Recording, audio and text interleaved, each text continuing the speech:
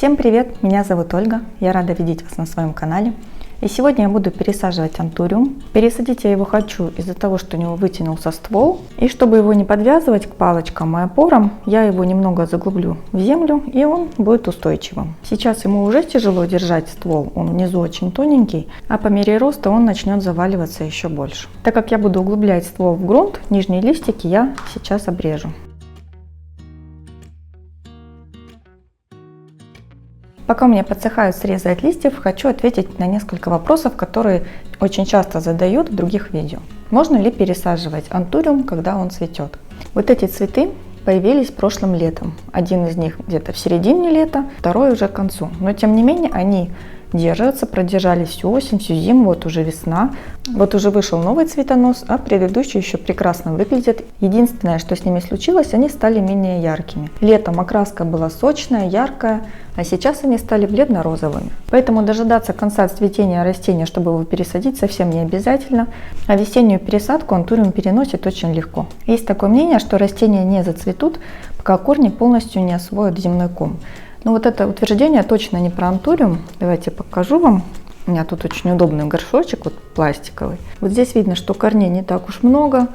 Цветет растение еще с прошлого лета, значит корней было еще меньше. Поэтому я бы не стала говорить, что цветение растения как-то зависит от количества корней в горшке. У меня уже было видео, где я пересаживала антуриум, углубляя его ствол.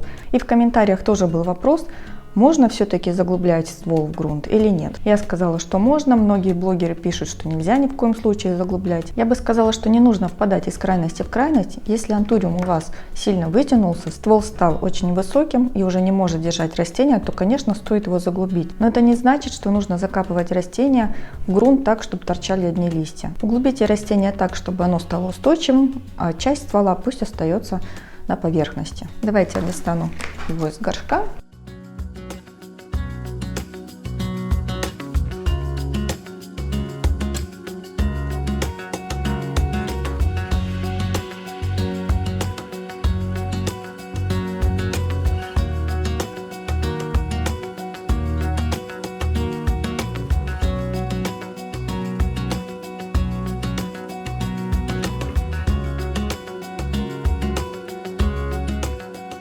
Ну вот, растение теперь стало устойчивым, тоненький ствол ушел в грунт, вниз, от него сейчас начнут расти корни, которые еще больше будут удерживать растение в грунте.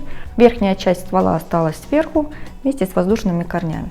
Вот такая несложная пересадка, на мой взгляд, которую можно делать каждый год, если ваше растение вытягивается, и не придется его подвязывать к каким-то опорам. Если видео было вам полезным, не забывайте поддержать его лайком. А у меня на сегодня все. Я прощаюсь с вами и до новых встреч!